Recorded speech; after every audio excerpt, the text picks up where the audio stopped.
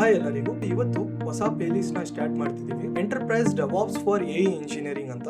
ನಾವು ಯಾವ್ದಾದ್ರು application create ಮಾಡ್ಬೇಕಂದ್ರೆ ನಾವು ಆ ಅಪ್ಲಿಕೇಶನ್ ಡಿಪ್ಲಾಯ್ ಮಾಡ್ತೀವಿ, ರೈಟ್? ಸೊ ಆ ಡಿಪ್ಲಾಯ್ ಮಾಡಬೇಕು ಅಂದರೆ ನಮ್ಮ ಹತ್ರ ಲಾಟ್ ಆಫ್ ಟೆಕ್ನಾಲಜೀಸ್ ಬಂದಿರುತ್ತೆ. ಆ ಏನು ಟೆಕ್ನಾಲಜಿ ಇದೆ, ಸೊ ಅದಕ್ಕೆ ಸ್ಟೆಪ್ ಬೈ ಸ್ಟೆಪ್ ಇಂಪ್ಲಿಮೆಂಟೇಷನ್ ಮಾಡಬೇಕು, ರೈಟ್? ಆ ಇಂಪ್ಲಿಮೆಂಟೇಷನ್ ಮಾಡೋಕ್ಕೋಸ್ಕರ ನಾವು ಲೆವೆಲ್ಸ್ ಆಗಿ ಡಿವೈಡ್ ಮಾಡಿದ್ದೀವಿ. ಇದನ್ನ ನಾವು ಏನು ನೋಡ್ತಿದ್ದೀವಿ ಅದು ಮೊದಲನೇ ಲೆಕ್ಚರ್. ಅದು ಕಂಪ್ಲೀಟ್ ಇಂಟ್ರಡಕ್ಷನ್ ಆಫ್ ಡೆವಾಪ್ಸ್ ನೋಡೋಣ. ನೀವು ಇಂಟರ್ವ್ಯೂ ಅಲ್ಲಿ ಏನು ಕ್ವಶನ್ಸ್ ಮಾಡ್ತಾರೆ, ಬರೀ ನಿಮ್ಮದು ಅಪ್ಲಿಕೇಶನ್ ರಿಲೆವೆಂಟ್ ಕ್ವಶನ್ಸ್ ಮಾಡಲ್ಲ. If you are a software developer, you have to know about the DevOps knowledge. ನಿಮ್ಗೆ ಗೊತ್ತಿರಲೇಬೇಕು ಡೆವಾಪ್ಸ್ ನಾಲೆಜ್. ನಿಮ್ಮದು ರೆಸ್ಯೂಮೆ ಶಾರ್ಟ್ ಲಿಸ್ಟ್ ಆಗಬೇಕು, ಟಾಪ್ ನಾಚ್ MNCಗೆ ಹೋಗಿ ಮೀಟಪ್ ಆಗಬೇಕು. ಅವ್ರ ರಿಕ್ವೈರ್ಮೆಂಟ್ಸ್ ಅಂದರೆ ಇವ್ರು definitely they will coach you in technical round. Technical ರೌಂಡ್ಸಲ್ಲಿ ನಿಮಗೆ ಸುಮಾರು ಡೆವಾಪ್ಸ್ ರಿಲೇಟೆಡ್ ಕ್ವಶನ್ಸ್ ಬಂದಿರುತ್ತೆ. ಸೊ ಸಿಂಪಲ್ ಅಪ್ಲಿಕೇಶನ್ ಡೆವಲಪ್ ಮಾಡಿದರೆ ನಾವು ನಾರ್ಮಲ್ ಆಗಿ ಅದು ಡಿಪ್ಲಾಯ್ ಮಾಡಲ್ಲ, ರೈಟ್? ಸೊ ನಾವು ವರ್ನಬಿಲಿಟಿ ಚೆಕ್ಸ್ ಮಾಡ್ತೀವಿ, ಸೆಕ್ಯೂರಿಟಿ ಚೆಕ್ಸ್ ಮಾಡ್ತೀವಿ, ರೈಟ್? ಆಮೇಲೆ ಅಕ್ಸೆಪ್ಟೆನ್ಸ್ ಟೆಸ್ಟಿಂಗ್ ಬರುತ್ತೆ, ಆಮೇಲೆ ಸ್ಟ್ರೆಸ್ ಟೆಸ್ಟಿಂಗ್ ಅಂತ ಬರುತ್ತೆ, ಕೋಡ್ ಕ್ವಾಲಿಟಿ ಟೆಸ್ಟಿಂಗ್ಸ್ ಎಲ್ಲ ಬರುತ್ತೆ. ಅದೆಲ್ಲ ಸ್ಯಾಟಿಸ್ಫೈ ಆಗಿದ್ರೆ ನಾವು ಹಂಗೆ ಹಾಕೋಕ್ಕಾಗತ್ತಾ ಡೈರೆಕ್ಟ್ ಆಗಿ ತೊಗೊಂಡ್ಬಿಟ್ಟು ಕ್ಲೌಡಿಗೆ? No, right? ಸೊ ಅದಕ್ಕೋಸ್ಕರ ನಮ್ಮ ಹತ್ರ ಸ್ಟೆಪ್ಸ್ ಇದೆ, ನಮ್ಮ ಹತ್ರ ಟೆಕ್ನಾಲಜೀಸ್ ಇದೆ. ಕಂಪ್ಲೀಟ್ ಸಾಫ್ಟ್ವೇರ್ ಇಂಜಿನಿಯರಿಂಗ್ ಇನ್ವಾಲ್ವ್ ಆಗಿರುತ್ತೆ.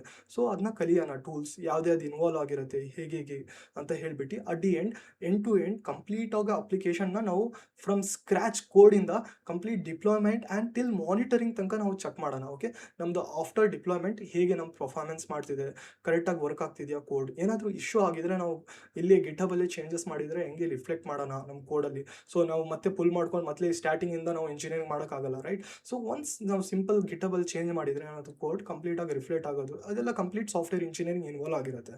ಅದು introduction of DevOps in introductions ಕಲಿಯೋಣ. Okay, so this is the technology. ಇದೆಲ್ಲ ಟೆಕ್ನಾಲಜಿ ನಮ್ಮ ಹತ್ರ ಬರುತ್ತೆ. ಓಕೆ, ಡೆವಾಪ್ಸ್ ನಾವು complete end to end DevOps ಕಲಿಬೇಕಂದ್ರೆ these are all the technologies which are involved. So first ನೀವು ನಾರ್ಮಲ್ ಆಗಿ ಯಾವುದಾದ್ರೂ ಅಪ್ಲಿಕೇಶನ್ ಬಿಲ್ಡ್ ಮಾಡೋದು ಟಿಲ್ ಡಿಪ್ಲಾಯ್ಮೆಂಟ್ ಮಾಡಬೇಕು ಅಂದರೆ ಸೊ ನಾವು ಫಾಲೋ ಮಾಡ್ತೀವಿ ಒಂದು ರೂಲ್. ಯಾವ ರೂಲ್ ಅದು? SDLC ಅಂತೀವಿ, ಸಾಫ್ಟ್ವೇರ್ ಡೆವಲಪ್ಮೆಂಟ್ ಲೈಫ್ ಸೈಕಲ್. ಇದು ಒಂದು standard principle each and every companies follow ಮಾಡುತ್ತೆ ಅಲ್ಲ. ಒಂದು ಯಾವುದಾದ್ರೂ ಸಾಫ್ಟ್ವೇರ್ ಆಗಿರಲಿ, ಅಪ್ಲಿಕೇಶನ್ ಡೆವಲಪ್ಮೆಂಟ್ ಮಾಡಬೇಕಾಗಿರಲಿ, like first we already know, right? So SDLC ಅಲ್ಲಿ ನಮ್ಮ ಹತ್ರ ಫಸ್ಟ್ ಬರೋದು ಫೀಸಿಬಿಲಿಟಿ ಸ್ಟಡಿ. ಸೊ ನಾವು ಚೆಕ್ ಮಾಡ್ತೀವಿ ಅದು ಲೇಟೆಸ್ಟ್ ಟೆಕ್ನಾಲಜಿಗೆ ಇನ್ವಾಲ್ವ್ ಆಗಿರುತ್ತೆ, ಎಷ್ಟು ರೆವೆನ್ಯೂ ನಾವು ಜನರೇಟ್ ಮಾಡ್ತೀವಿ, ರಿಟರ್ನ್ ಆಫ್ ಇನ್ವೆಸ್ಟ್ಮೆಂಟ್ ಅಂತೀವಿ, ವೆದರ್ ಇಟ್ಸ್ ಫೀಸಿಬಲ್, ಮತ್ತು ಯಾವ ಟೈಪ್ ಆಫ್ ಪ್ರಾಬ್ಲಮ್ ಸ್ಟೇಟ್ಮೆಂಟ್ ಅದು ನಿಮ್ಮದು ಅಪ್ಲಿಕೇಶನ್ ಏನು ಬಿಲ್ಡ್ ಮಾಡ್ತಿದ್ದೀವಿ ನೀವು ಫ್ಯೂಚರಲ್ಲಿ. ಸೊ ಯಾವ type of problem statement solve ಮಾಡ್ತಿದೆ, ಅದು ಎಕ್ಸಿಸ್ಟಿಂಗ್ ಆಗಿ ಯಾವುದಾದ್ರೂ ಅವೈಲೇಬಲ್ ಇದೆಯಾ. ಸೊ ನಾವು ಕರೆಕ್ಟಾಗಿ ಅದು ವ್ಯಾಲಿಡೇಟ್ ಮಾಡ್ತೀವಿ. ಎಲ್ಲ ಅಪ್ರೂವ್ ಆದಮೇಲೆ ನಾವು ಸೆಕೆಂಡ್ ಸ್ಟೇಜಿಗೆ ಹೋಗ್ತೀವಿ, ಡಿಸೈನಿಂಗ್ ಅಲ್ಲ. ಡಿಸೈನಿಂಗಲ್ಲಿ ಕಂಪ್ಲೀಟ್ ಡಿಸೈನಿಂಗ್ ಮಾಡೋದು ಮುಂಚೆ ನಾವು ರಿಕ್ವೈರ್ಮೆಂಟ್ ಸ್ಪೆಸಿಫಿಕೇಶನ್, ಏನೇನು ಹಾರ್ಡ್ವೇರ್ ರಿಕ್ವೈರ್ಮೆಂಟ್ ಇರುತ್ತೆ, ಏನೇನು ಸಾಫ್ಟ್ವೇರ್ ರಿಕ್ವೈರ್ಮೆಂಟ್ಸ್ ಇರುತ್ತೆ, ಓಕೆ, ಮತ್ತು ಆರ್ಕಿಟೆಕ್ಚರ್ ಕಂಪ್ಲೀಟಾಗಿ ಡಿಸೈನ್ ಮಾಡ್ತೀವಿ. Like low level design, high level designs ಎಲ್ಲ ಇನ್ವಾಲ್ವ್ ಆಗಿರುತ್ತೆ ಡಿಸೈನಿಂಗ್ ಫೇಸಲ್ಲಿ. ನೆಕ್ಸ್ಟ್ ಆಮೇಲೆ we basically after having the designing, so ನಾವು ಡೆವಲಪ್ಮೆಂಟಿಗೆ ತೊಗೊಂಡು ಹೋಗ್ತೀವಿ, right? Where we basically develop the application. Develop ಆದಮೇಲೆ ಟೆಸ್ಟಿಂಗ್ ಆದಮೇಲೆ ನಾವು ಏನು ಮಾಡ್ತೀವಿ, ಡಿಪ್ಲಾಯ್ಮೆಂಟ್ ಫೇಸಿಗೆ ಹೋಗ್ತೀವಿ, ವೇರ್ ಇದೆಲ್ಲ ಕಂಪ್ಲೀಟ್ ನಮ್ಮ ಡೆವಾಪ್ಸ್ ಅಲ್ಲಿ ಇನ್ವಾಲ್ವ್ ಆಗಿರುತ್ತೆ. ಡಿಪ್ಲಾಯ್ಮೆಂಟ್ ಮಾಡಬೇಕು ಅಂದರೆ ಹೇಗೆ ಮಾಡೋದು ನೋಡಿ. ಫಸ್ಟ್ ಫಾರ್ ಎಕ್ಸಾಂಪಲ್ ನಾವು ಏನಾದರೂ ಕೋಡ್ ಬರ್ದಿದ್ರೆ ನಾರ್ಮಲ್ ಆಗಿ ಅರ್ಥ ಮಾಡ್ಕೊಳ್ಳಿ. ನೀವು ಜಾವಾದಲ್ಲಿ ಬರ್ದಿದ್ದೀರಾ, ಪೈಥಾನಲ್ಲಿ ಬರ್ದಿದ್ದೀರಾ, C# ಅಥವಾ either it could be any other languages, PHP ಆಗಿರಲಿ, ಓಕೆ, C++ ಆಗಿರಲಿ, ಅದು ಏನು ಕೋಡ್ ಬರ್ದಿರ್ತೀರಾ ನೀವು ಟೆಸ್ಟ್ ಮಾಡ್ತೀರಾ, right? By using unit test ಅಥವಾ ನಾರ್ಮಲ್ ಆಗಿ ನೀವು ಮ್ಯಾನ್ಯುವಲ್ ಟೆಸ್ಟಿಂಗ್ ಟೈಪ್ ಮಾಡ್ತಿರ್ತೀರಾ, ರೈಟ್? ನೀವು ಔಟ್ಪುಟ್ಟಲ್ಲಿ. ಸೊ ಟೆಸ್ಟಿಂಗ್ ಮಾಡಿದಾದ್ಮೇಲೆ ನೀವು ಗಿಟ್ಹಬಿಗೆ ಹಾಕಿರ್ತೀರಾ ಕೋಡ್. ಕಂಪ್ಲೀಟ್ ಗಿಟಬಲ್ ಆಗಿದ ತಕ್ಷಣವೇ ಹೆಂಗೆ ನೀವು ಡಿಪ್ಲಾಯ್ಮೆಂಟಿಗೆ ಆಟೋಮೆಟಿಕ್ಕಾಗಿ ಹೋಗುತ್ತೆ, ಅದು ನಾವು ಕಂಪ್ಲೀಟ್ ಡೆವಾಪ್ಸಲ್ಲಿ ಕಲಿಯೋಣ. ಓಕೆ, ಸೊ ನಿಮ್ಮದು ಡೆವಾಪ್ಸ್ ಸ್ಟಾರ್ಟ್ ಆಗೋದು after you pushed the code in the GitHub. ಅಲ್ಲಿಂದ ನಿಮ್ಮದು ಡೆವಾಪ್ಸ್ ಇಂಜಿನಿಯರಿಂಗ್ ಇನ್ವಾಲ್ವ್ ಆಗುತ್ತೆ. ಓಕೆ, ನಿಮ್ಮ ಸರ್ವರ್ಸ್ಗಳಲ್ಲಿ ಹೇಗೆ ನಿಮ್ಮದು ಅಪ್ಲಿಕೇಶನ್ ಹೋಗಿ ಹೇಗೆ ರನ್ ಆಗುತ್ತೆ ಅಂತ. ನಾವು ಕೋಡ್ ಬರ್ದಿದ ತಕ್ಷಣವೇ ಗಿಟ್ಹಬಲ್ಲಿ ಪುಷ್ ಮಾಡ್ತೀವಿ. ಗಿಟ್ಹಬಲ್ಲಿ ಪುಷ್ ಮಾಡಿದ ತಕ್ಷಣವೇ ಒಂದು ನೋಟಿಫಿಕೇಶನ್ ಹೋಗುತ್ತೆ. ಯಾರಿಗೆ ಹೋಗುತ್ತೆ? ಸೊ ಅಲ್ಲಿಂದ ನಿಮ್ಮದು ಡೆವಾಪ್ಸ್ ಆಗುತ್ತೆ. ಏನು ಕೋಡ್ ಬರ್ದಿದ್ದು, ನಾವು ಡೆವಲಪರ್, ನಮ್ಗೆ ಕೋಡ್ ಬರೆಯೋದು ಅಷ್ಟೇ ಗೊತ್ತು. ಓಕೆ, ಡೆವಾಪ್ಸ್ ಇಂಜಿನಿಯರ್ಸ್ ಇರ್ತಾರೆ, ಅವರು ಕಂಪ್ಲೀಟ್ ಡಿಪ್ಲಾಯ್ ಮಾಡುತ್ತೆ, ಅವ್ರ ರೆಸ್ಪಾನ್ಸಿಬಿಲಿಟಿ ಅದು. ಓಕೆ, ಸೊ ಅದರಲ್ಲಿ ಏನಾದರೂ ಇಶ್ಯೂಸ್ ಇದ್ದರೆ ನಮಗೆ ಡೆವಾಪ್ಸ್ ಅವ್ರು ಹೇಳ್ತಾರೆ, ಓಕೆ ಇದೆಲ್ಲ ಇಶ್ಯೂಸ್ ಇದೆ, ಅದೆಲ್ಲ ಫಿಕ್ಸ್ ಮಾಡಿ ಮತ್ತೆ ಪುಷ್ ಮಾಡಿ ಅಂತ ಹೇಳಿಬಿಟ್ಟು. ಸೊ ನಾವು ಏನು ಮಾಡ್ತೀವಿ, ಕೋಡ್ ಬರ್ಬಿಟ್ಟು ಪುಷ್ ಮಾಡ್ತೀವಿ. ಓಕೆ, ಬಟ್ ನಮಗೆ ಎಲ್ಲ ನಾಲೆಜ್ ಇರಬೇಕು, ಎಲ್ಲೆಲ್ಲಿ ಫಾಲ್ಟ್ ಆಗ್ತಿದೆ, ಏನಾಗ್ತಿದೆ, ಟಿಲ್ ಡೆವಾಪ್ಸ್ ಪ್ರೋಸೆಸ್ ತನಕ. ಇಲ್ಲಪ್ಪ ನಾವು ಸಾಫ್ಟ್ವೇರ್ ಡೆವಲಪರ್, ನಾವು ಡೆವಾಪ್ಸ್ ಕಲಿಯಲ್ಲ ಅಂದರೆ ಆಗಲ್ಲ. Okay, we have to know each and everything. So once we push the code, ನಾವು ನಾವು ಗಿಟಬಲ್ ಕೋಡ್ ಪುಷ್ ಮಾಡಿದ ತಕ್ಷಣ ಒಂದು ನೋಟಿಫಿಕೇಶನ್ ಹೋಗುತ್ತೆ. ಆ ನೋಟಿಫಿಕೇಶನ್ ಅಬ್ಸರ್ವ್ ಮಾಡೋದು ಯಾರು? ನಮ್ಮದು ಜಂಕಿನ್ಸ್ ಒಂಥರ ವಾಚ್ಮ್ಯಾನ್ ಇದ್ದಂಗೆ. ಓಕೆ, ಸೊ ಒಂದು ಕೈಂಡ್ ಆಫ್ ಆಟೋಮೇಟ್ ಮಾಡೋನು. ಓಕೆ, ಸೊ ಅವ್ನು ಎಲ್ಲ ಕಡೆ ನೋಡ್ತಾ ಇರ್ತಾನೆ. ಓಕೆ, ಏನಾಗ್ತಿದೆ, ಏನೇನು ಪ್ರೋಸೆಸ್ ಆಗ್ತಿದೆ, ಏನೇನು ಜಾಬ್ಸ್ ರನ್ ಮಾಡಬೇಕು, ಏನೇನು ಪೈಪ್ಲೈನ್ಸ್ ಆಕ್ಟಿವೇಟ್ ಮಾಡಬೇಕು. Okay, base on the use cases. Okay, ಒಂಥರ ಆಟೋಮೇಷನ್ ಟೂಲ್ ಅನ್ಕೊಳ್ಳಿ. ಇನ್ ಡೆಪ್ತ್ ಆಗಿ ನಾವು ಯಾವಾಗ ಇಂಪ್ಲಿಮೆಂಟ್ ಮಾಡ್ತೀವೋ ಅವಾಗ ನೋಡೋಣ. ಓಕೆ, ಸೊ ಜಂಕಿನ್ಸಿಗೆ ಹೋಗುತ್ತೆ, ಜಂಕಿನ್ಸಿಗೆ ಇನ್ಫಾರ್ಮೇಷನ್ ಹೋಗುತ್ತೆ, ಏನೋ ಒಂದು ಹೊಸ ಕೋಡ್ ಅಪ್ಡೇಟ್ ಆಗಿದೆ ಅಂತ. ಅವನೇನು ಮಾಡ್ತಾನೆ, ಆ ಕೋಡ್ ತೊಗೊಂಡ್ಬಿಟ್ಟು ಅದು ಬಿಲ್ಡಲ್ಲಿ ಜನರೇಟ್ ಮಾಡ್ಕೊತಾನೆ. ಬಿಲ್ಡ್ ಅಂದರೆ ಒಂದು ಕೈಂಡ್ ಆಫ್ .exe ಫೈಲ್. ನೀವು ಯಾವುದಾದ್ರೂ ಅಪ್ಲಿಕೇಶನ್ ಡೌನ್ಲೋಡ್ ಮಾಡಿದರೆ ನಿಮ್ಗೆ ಕಾಣೋದು exe ಫೈಲ್ ತಾನೆ. ಅದನ್ನ ರನ್ ಮಾಡಿದರೆ ನಿಮಗೆ ಬರೀ GUI ಕಾಣುತ್ತಾನೆ. .exe ಫೈಲಲ್ಲಿ ನಮ್ಮ ಕೋಡ್ ಏನೂ ಕಾಣಲ್ಲ. ಅದು just kind of a build ಥರ. ಓಕೆ, ಸೊ ಆ ಬಿಲ್ಡ್ ನಾವು ಏನು ಮಾಡ್ತೀವಿ, ಟೆಸ್ಟ್ ಮಾಡ್ತೀವಿ. ಓಕೆ, ಯಾವ ಟೈಪ್ ಆಫ್ ಟೆಸ್ಟಿಂಗ್ ನಡೆಯುತ್ತೆ? Quality testing. ಓಕೆ, ನಿಮ್ಮದು ಕೋಡಲ್ಲಿ ಏನಾದರೂ ಲೂಪ್ ಹೋಲ್ಸ್ ಇದೆಯಾ ಅಥವಾ ಸೆಕ್ಯೂರಿಟಿ ಚೆಕ್ ಮಾಡೋದು basically. Okay, code quality check ಮಾಡುತ್ತೆ, ವೆದರ್ ಕೋಡಿಂಗ್ ಸ್ಟ್ಯಾಂಡರ್ಡ್ಸ್ ನಿಮ್ಮದು ಸ್ಟ್ಯಾಂಡರ್ಡ್ಸಿಗೆ ಮೀಟ್ ಆಗ್ತಿದೆಯಾ ಇಲ್ವೋ ಅಂತ. ಆಮೇಲೆ ಮತ್ತೆ ಅದರಲ್ಲಿ ವರ್ನಬಿಲಿಟಿ ಚೆಕ್ಸ್ ನಡೆಯುತ್ತೆ. ಓಕೆ, ಸೆಕ್ಯೂರಿಟೀಸ್ ಚೆಕ್ಸ್ ನಡೆಯುತ್ತೆ. ಸೊ ಸೋನಾರ್ ಕ್ಯೂಬ್ ಇದು ಟೂಲ್ ನಾವು ಎಲ್ಲ ಕಲಿಯೋದು. ಓಕೆ, 1 by 1 ಅಂತ. ಬಿಲ್ಡ್ ಜನರೇಟ್ ಆಗಿದ ತಕ್ಷಣ ಮ್ಯಾವನ್ ಅಂತ ಒಂದು ಟೂಲ್. ಓಕೆ, ಜಾವಾ ಇದ್ದರೆ ಆ ಜಾವಾದಲ್ಲಿ ನೀವು ಆ ಜಾವಾ ಅಪ್ಲಿಕೇಶನ್ನ ನೀವು ಬಿಲ್ಡಾಗಿ ಜನರೇಟ್ ಮಾಡಬೇಕು ಅಂದರೆ ನಮ್ಮ ಹತ್ರ ಮ್ಯಾವೆನ್ ಅಂತ ಟೂಲ್ ಬರುತ್ತೆ. ಓಕೆ, ಸಿಮಿಲರ್ಲಿ ಪೈಥಾನಿಗೆ ನಮ್ಮ ಹತ್ರ ಪೋಯಟ್ರೀಸ್ ಅಂತ ಬರುತ್ತೆ, ಸುಮಾರು ಲೈಬ್ರರೀಸ್ ಇದೆ. ಓಕೆ, ಸೊ ನಾವು at the end 2 kind of ಅಪ್ಲಿಕೇಶನ್ನ ಡಿಪ್ಲಾಯ್ ಮಾಡೋಣ, ಒಂದು ಪೈಥಾನ್, ಇನ್ನೊಂದು Java. Okay, so similar process involve ಆಗಿರುತ್ತೆ ಬೇರೆ ಕೈಂಡ್ ಆಫ್ ಪ್ರೋಗ್ರಾಮಿಂಗಿಗೆ. ಓಕೆ, ಒನ್ಸ್ ನಾವು ಟೂಲ್ನ ಬಿಲ್ಡ್ ಜನರೇಟ್ ಆಗಿದ ತಕ್ಷಣ ಸೋನಾರ್ ಕ್ಯೂಬಲ್ಲಿ ಟೆಸ್ಟಿಂಗ್ ಮಾಡ್ಕೊತೀವಿ. ಆಫ್ಟರ್ ಟೆಸ್ಟಿಂಗ್ ಎಲ್ಲ ಸಕ್ಸಸ್ ಆಯಿತು ಅಂದರೆ ನಾವು ಅದಕ್ಕೆ ಇಮೇಜಿಗೆ ಕನ್ವರ್ಟ್ ಮಾಡ್ತೀವಿ. ಯಾತಕ್ಕೋಸ್ಕರ ಇಮೇಜಿಗೆ ಕನ್ವರ್ಟ್ ಮಾಡ್ತೀವಿ ಅಂದರೆ, ಲೈಕ್ ಫಾರ್ ಎಕ್ಸಾಂಪಲ್, ಸೊ ಏನು ಟೆಸ್ಟ್ ಇರುತ್ತೆ, ಸೊ ನಾವು ಏನು ಬಿಲ್ಡ್ ಜನರೇಟ್ ಮಾಡ್ಕೊತಿದ್ದೀವಿ ಅದು ಕರೆಕ್ಟಾಗಿ ವರ್ಕ್ ಹಾಕಿದರೆ ನಮ್ಮ ಸೋನಾರ್ ಕ್ಯೂಬಲ್ಲಿ, ಸೊ ಆ ಇಮೇಜಿಗೆ ನಾವು ಆ ಬಿಲ್ಡ್ನ ಇಮೇಜಿಗೆ ನಾವು ಕನ್ವರ್ಟ್ ಮಾಡ್ತೀವಿ. ಇಮೇಜ್ ಬೇಸಿಕಲಿ ಅದು ಕಂಟೈನರ್ಸ್ನ ಹೋಲ್ಡ್ ಮಾಡ್ಕೊಂಡಿರುತ್ತೆ. ಓಕೆ, ಕಂಟೈನರ್ ಅಂದರೆ ಏನು? ಒಂದು ಕೈಂಡ್ ಆಫ್ ಡಬ್ಬ ಅಂದ್ಕೊಳ್ಳಿ. ಅದರಲ್ಲಿ ನಿಮ್ಮ ಹತ್ರ ಅಪ್ಲಿಕೇಶನ್ಸ್ ಎಲ್ಲ ಇನ್ವಾಲ್ವ್ ಆಗಿರುತ್ತೆ, ಅದರಲ್ಲಿ ಎಲ್ಲ ಡಿಪೆಂಡೆನ್ಸೀಸ್ ಎಲ್ಲ ಇದ್ದಿರುತ್ತೆ. ಓಕೆ, ಆ ಕಂಟೈನರ್ ತೊಗೊಂಡ್ಬಿಟ್ಟು ಯಾವುದಾದ್ರೂ ಆಗಿರಲಿ OS ಅಲ್ಲಿ ರನ್ ಮಾಡ್ಬೋದು. Either it might be Linux, Windows ಆಗಿರಲಿ, ಮ್ಯಾಕ್ OS, ಯಾವುದಾದ್ರಲ್ಲೂ ರನ್ ಮಾಡ್ಬೋದು. ಕ್ರಾಸ್ ಪ್ಲ್ಯಾಟ್ಫಾರ್ಮ್ ಅದು. Okay, cross OS platform.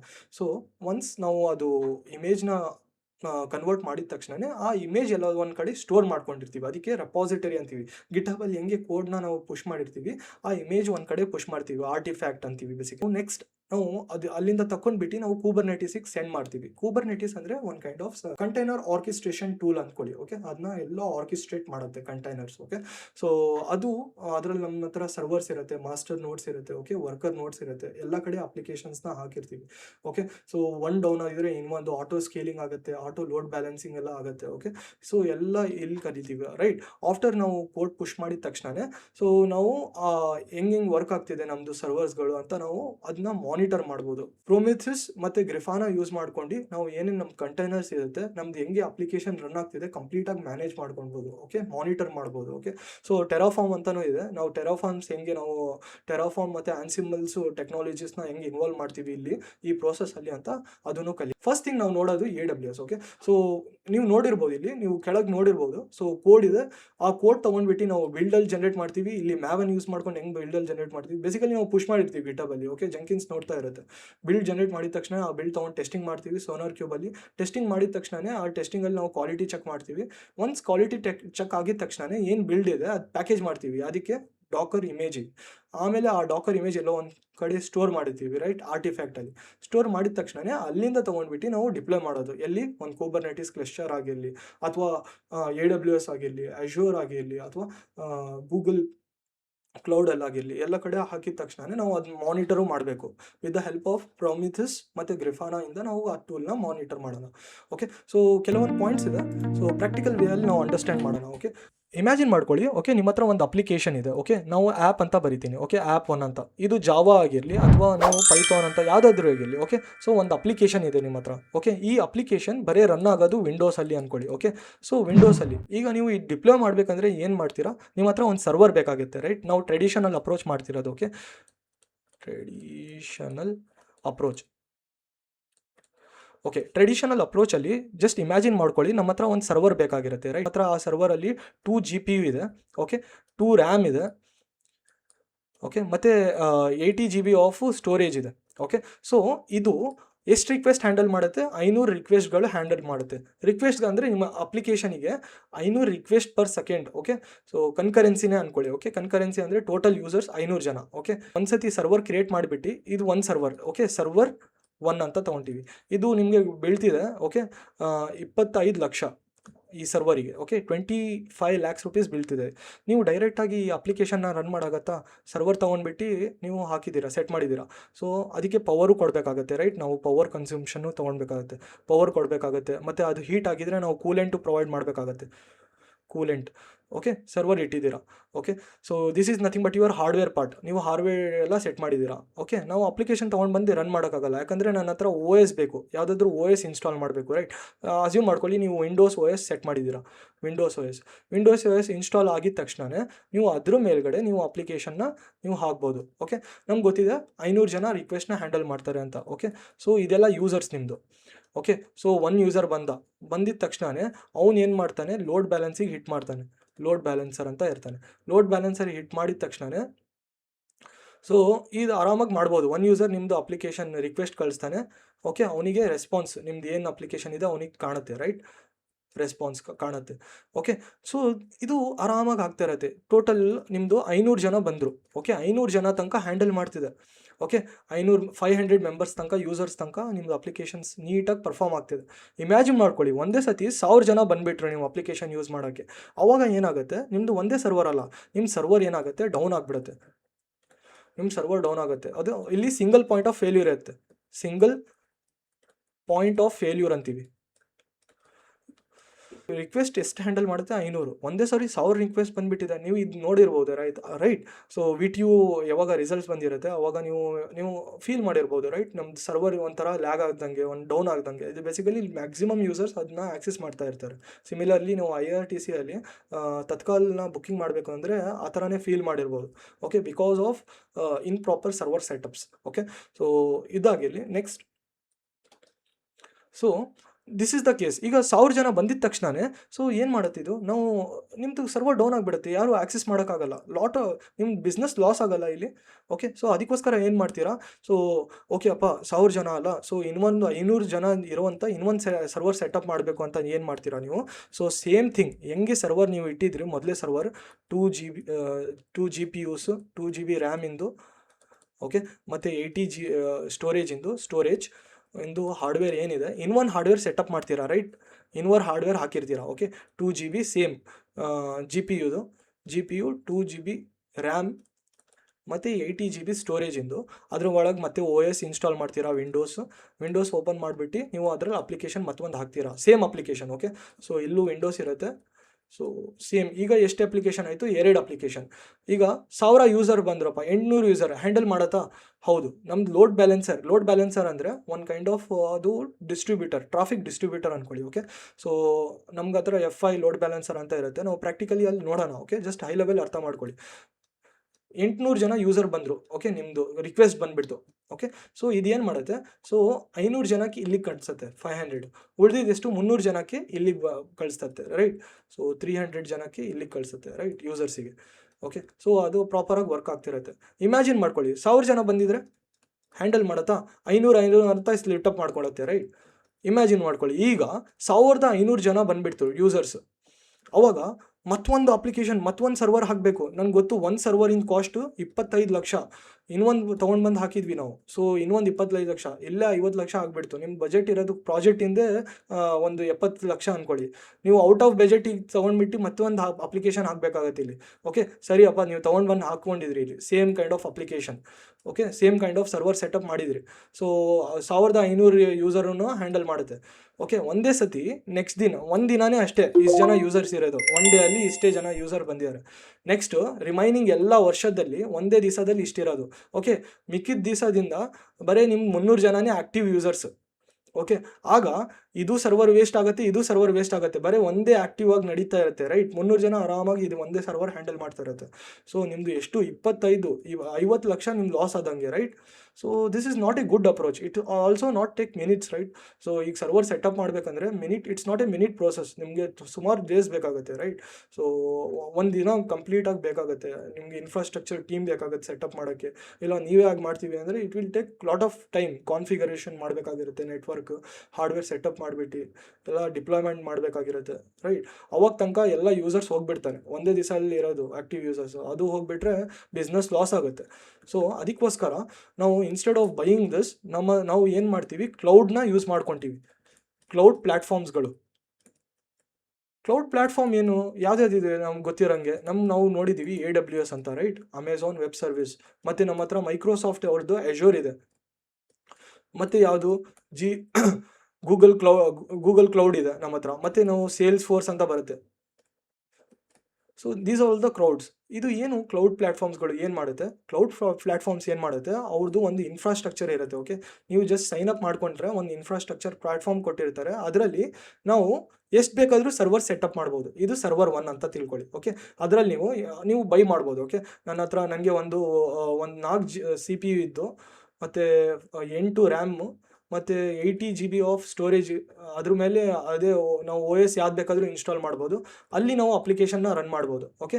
So ಒಂದ್ಸತಿ ನಾವು ಬೈ ಮಾಡಿಕೊಂಡ್ರೆ ನಮ್ದು ಏನಿದೆ ಇದು ಕ್ಲೌಡ್ ಪ್ಲ್ಯಾಟ್ಫಾರ್ಮ್, ಅದು ರೆಸ್ಪಾನ್ಸಿಬಲ್ ತೊಗೊಳುತ್ತೆ, ಓಕೆ. ಏನಾದರೂ ಜಾಸ್ತಿ ಯೂಸರ್ ಬಂದರೆ ಅದು ಲೋಡ್ ಬ್ಯಾಲೆನ್ಸಿಂಗ್ ಮಾಡಬೇಕು, ಮತ್ತು ಟ್ರಾಫಿಕ್ನ ಹೆಂಗೆ ಡಿಸ್ಟ್ರಿಬ್ಯೂಟ್ ಮಾಡಬೇಕು, ಆಟೋ ಸ್ಕೇಲಿಂಗ್ ಹೆಂಗೆ ಮಾಡೋದು, ಇದೆಲ್ಲ. ಈಗ ನೋಡಿ, ನಿಮ್ಮದು 300 ಜನ ಆ್ಯಕ್ಟಿವ್ ಯೂಸರ್ಸ್, ನಾವು ರೆಗ್ಯುಲರ್ ಯೂಸರ್ಸ್ ಆರಾಮಾಗಿ ಅಪ್ಲಿಕೇಶನ್ನ ಸರ್ವ್ ಮಾಡ್ತಾ ಇರುತ್ತೆ. ಒಂದೇ ಸತಿ 1700 ಜನ ಬಂದುಬಿಟ್ರು ಯೂಸರ್ಸು. ಆವಾಗ ಆಟೋಮೆಟಿಕ್ ಇದು ಆಟೋ ಸ್ಕೇಲ್ ಮಾಡುತ್ತೆ, ಓಕೆ. ಆಟೋ ಸ್ಕೇಲ್ ಇನ್ನೊಂದು ಸರ್ವರ್ ಸೆಟಪ್ ಮಾಡುತ್ತೆ X2, ಇನ್ನೊಂದು ಸರ್ವರ್ ಸೆಟಪ್ ಮಾಡೋದು S3. ಯೂಸರ್ಸ್ ಜಾಸ್ತಿ ಆಗ್ತಾ ಇದ್ರೆ 1 ಮಿಲಿಯನ್ ಬಂದುಬಿಟ್ರು ಯೂಸರ್ಸು, 1 ಬಿಲಿಯನಿಗೂ ಅದು ಕರೆಕ್ಟಾಗಿ ಸರ್ವರ್ಸ್ ಆಟೋಮೆಟಿಕ್ಕಾಗಿ ಅದು ಸೆಟಪ್ ಮಾಡುತ್ತೆ ಆಟೋ ಸ್ಕೇಲಿಂಗಿಂದ, ಓಕೆ.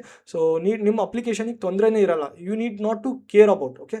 ನೀವು ಹೆಂಗೆ ಸರ್ವರ್ ಎವ್ರಿ ಟೈಮ್ ನಿಮಗೆ ನಿಮ್ದು ಏನು ಅಪ್ಲಿಕೇಶನ್ ಇದೆ ಆ್ಯಕ್ಟಿವ್ ಇರುತ್ತೆ, ಓಕೆ. ಎಲ್ಲ ಅವರು ಯಾರು ತಲೆ ಕೆಡ್ಸ್ಕೊಳ್ತಾರೆ ಅಂದರೆ ನಮ್ಮ ಗೂಗಲ್ ಪ್ಲ್ಯಾಟ್ಫಾರ್ಮ್ ಅವರು ಎಲ್ಲ ಮ್ಯಾನೇಜ್ ಮಾಡ್ಕೊತಾರೆ A to Z, okay. Okay. So 1 ಮಿಲಿಯನಿಂದ ಮತ್ತೆ 300 ಜನಕ್ಕೆ ಬಂದುಬಿಟ್ರು, ಮತ್ತು ಅದು ಹೆಂಗೆ ಇದೆಲ್ಲ ಸರ್ವರ್ ಇದೆಲ್ಲ ಆಟೋಮೆಟಿಕ್ ಡಿಲೀಟ್ ಆಗಿಬಿಡುತ್ತೆ, ಓಕೆ. ಸೊ ನಾವು ಏನು ಮಾಡಬೇಕಾಗುತ್ತೆ, ಜಸ್ಟ್ ನಾವು ಏನು ತೊಗೊಂಡಿರ್ತೀವಿ ಅದಕ್ಕೆ ಪೇ ಮಾಡಬೇಕಾಗಿರುತ್ತೆ, ಓಕೆ. ಸೊ ಅದಕ್ಕೆ ನಾವು ಪೇ ಆ್ಯಸ್ ಯು ಯೂಸ್ ಅಂತೀವಿ, ಓಕೆ. ಆ್ಯಸ್ ಯು ಯೂಸ್ ಅಂತೀವಿ, okay. Pay as you use. ನಾವು ಎಷ್ಟು ಪೇ ಮಾಡ್ತೀವಿ, ನಾವು ಯಾವುದಕ್ಕೆ ಪೇ ಮಾಡ್ತೀವಿ ಅಂದರೆ ನಾವು CPU ಪೇ ಮಾಡ್ತೀವಿ, ರ್ಯಾಮಿಗೆ ಪೇ ಮಾಡ್ತೀವಿ, ಎಷ್ಟು ಇನ್ಸ್ಟೆನ್ಸ್ ಕ್ರಿಯೇಟ್ ಮಾಡ್ತೀವಿ, ಅದು ಎಷ್ಟು ಜನ ನಮ್ಮದು ಡಾಟಾಬೇಸ್ ಸ್ಟೋರೇಜ್ ಸರ್ವಿಸಸ್ ಏನೇನು ಸರ್ವಿಸಸ್ ನಾವು ಯೂಸ್ ಮಾಡ್ತೀವಿ ಆ ಸರ್ವಿಸಸ್ಸಿಗೆ ಮಾತ್ರ ನಾವು ಪೇ ಮಾಡಬೇಕಾಗಿರುತ್ತೆ, ಓಕೆ. ಮಲ್ಟಿಪಲ್ ಸರ್ವಿಸ್ ಪ್ರೊವೈಡ್ ಮಾಡುತ್ತೆ, ಲೈಕ್ EC2 ಇನ್ಸ್ಟೆನ್ಸ್ ಕ್ರಿಯೇಟ್ ಮಾಡ್ಬೋದು, ಡಾಟಾಬೇಸ್ ಆಗಿರಲಿ, RDS ಡಾಟಾಬೇಸ್ ಆಗಿರಲಿ, ಮತ್ತು S3 ಸ್ಟೋರೇಜ್ ಬಕೆಟ್ಸ್ ಆಗಿರಲಿ, ಸುಮಾರು ಲೈಕ್ ಲೋಡ್ ಬ್ಯಾಲೆನ್ಸಿಂಗ್ ಆಗಿರಲಿ, ಆಟೋ ಸ್ಕೇಲಿಂಗ್ ಆಗಿರಲಿ, ಓಕೆ. ನೆಟ್ವರ್ಕಿಂಗ್ ಸ್ಟಫ್ಸ್ ಎಲ್ಲ A to Z ನಮ್ಮ ಸರ್ವಿಸಸ್ ಪ್ರೊವೈಡ್ ಮಾಡಬೇಕು, ಆ ಸರ್ವಿಸಸ್ಸಿಗೆ ನಾವು ಪೇ ಮಾಡಬೇಕಾಗಿರುತ್ತೆ ಅಷ್ಟೇ, ಓಕೆ. ನೆಕ್ಸ್ಟ್ ಲೆಕ್ಚರ್ ನಾವು ನೋಡೋಣ AWSನ ಸೆಟಪ್ ಮಾಡೋಣ. ನಾವು AWS ಯಾತಕ್ಕೆ ಕಲಿತಿದ್ದೀವಿ ಅಂದರೆ ನಿಮಗೆ ನೀಟಾಗಿ ಅರ್ಥ ಆಗಿಬಿಡುತ್ತೆ, ಓಕೆ. DevOps ಸೊ ಫ್ರೀ ಆಗಿರುತ್ತೆ, ನೀವು ಪೇ ಮಾಡುವಂಥ ಅವಶ್ಯಕತೆ ಇರಲ್ಲ. Only it will cost you ₹2, ₹2, ಮತ್ತು ಅದೂ ರೀಫಂಡ್ ಆಗುತ್ತೆ, ಓಕೆ. ಸೊ ಆರಾಮಾಗಿ ನಾವು ಅಕೌಂಟ್ನ ಕ್ರಿಯೇಟ್ ಮಾಡೋಣ, ಓಕೆ. ಹೇಗೆ ಕ್ರಿಯೇಟ್ ಮಾಡೋದು ಅಕೌಂಟು, ಮತ್ತು ಹೇಗೆ ನಾವು ಇನ್ಸ್ಟೆನ್ಸ್ ಒಂದು ಸರ್ವರ್ ಹೇಗೆ ಸೆಟಪ್ ಮಾಡೋದು, ಅದರಲ್ಲಿ ನಮ್ಮ CPU ಆಗಿರಲಿ, ಮತ್ತು ನಮ್ಮದು OS ಹೆಂಗೆ ಇನ್ಸ್ಟಾಲ್ ಮಾಡೋದು ಅದರಲ್ಲಿ, ಓಕೆ. ಮತ್ತು ನಮ್ಮ ಅಪ್ಲಿಕೇಶನ್ನ ಹೇಗೆ ಡಿಪ್ಲಾಯ್ ಮಾಡೋದು ನೀಟಾಗಿ 1 by 1 ಅಂತ ನೋಡ್ಕೊಂಡು ಹೋಗೋಣ, okay. Thank you. I believe ನಿಮಗೆ ಏನಾದರೂ ಡೌಟ್ಸ್ ಇದ್ದರೆ ನೀವು ಕಮೆಂಟ್ ಸೆಕ್ಷನಲ್ಲಿ ಪಿನ್ ಮಾಡ್ಬೋದು, ಮತ್ತು A to Z ಏನನ್ನು ಅಪ್ಲಿಕೇಶನ್ಸ್ ನಾವು ಕಲಿತಾ ಇರ್ತೀವಿ ಅದರಿಂದ PPTs ಎಲ್ಲ ನಾನು ಗಿಟಬಲ್ಲಿ ಅಪ್ಲೋಡ್ ಮಾಡಿರ್ತೀನಿ, okay. If you have any doubts, okay. So ನೀವು ಥಿಯರಿಟಿಕಲ್ ವೇ ಹೋಗ್ಬಿಟ್ಟು ನಂದು ಲೆಕ್ಚರಿಂಗ್ ನೋಟ್ಸ್ ಇದೆ, ಸೊ ಅದನ್ನ ನೀವು ರೆಫರ್ ಮಾಡ್ಬೋದು, ಓಕೆ. ಡೌಟ್ ಸೆಷನ್ಸ್ ಏನಾದರೂ ಇದ್ದರೆ ಕಮೆಂಟ್ ಸೆಕ್ಷನಲ್ಲಿ ಪಿನ್ ಮಾಡ್ಬೋದು, will get back to you, okay. Thank you.